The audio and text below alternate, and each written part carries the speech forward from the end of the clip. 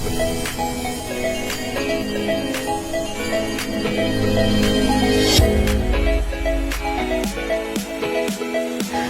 tutukan ang PNP good deeds and amazing feats na nakalipas na linggo na hatid ng Quezon Police Provincial Office sa ilalim ng pamumuno ni Police Colonel Ruben Lacuesta, Provincial Director ng Quezon Police Provincial Office.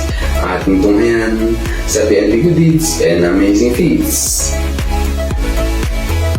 Nagsagawa ng inspeksyon sa mga business establishment ang mga kapulisan ng Sariaya Municipal Police Station sa ilalim ng pamumuno ni Police Lieutenant Colonel Carlos T. Caceres, Acting Chief of Police, kung saan layunin ng ganitong programa na maiwasan ang mga maaaring posibilidad na magawang krimen sa kanilang lugar. Sinisigurado ng mga kapulisan ng Sariaya Municipal Police Station na nasa maayos at ligtas ang mga residente ng Barangay Lutukan, Malabag, Sariaya, Quezon. Labis naman ang pasasalamat ng mga residente at tulong at serbisyo ng ating kapulisan.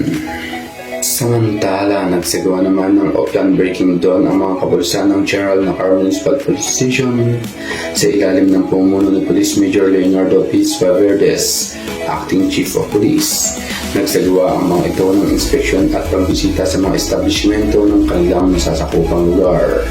Labis naman ang pasasalamat ng mga residente at sa serbisyo ng ating mga kapulisan.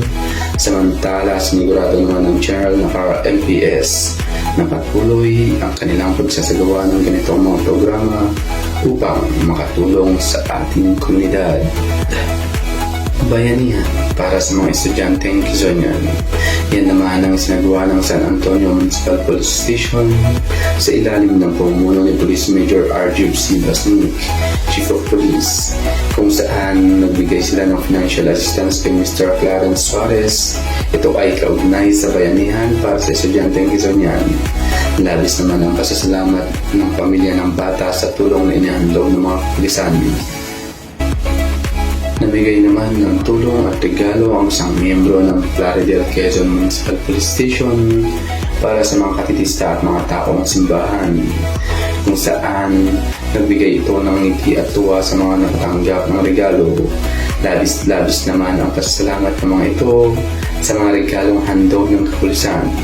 Sinisigurado naman ng mga kapulisan ng Plaridel Quezon MPS na patuloy silang magbibigay ng ngiti at pag-asa sa kanilang mga nasasakupan.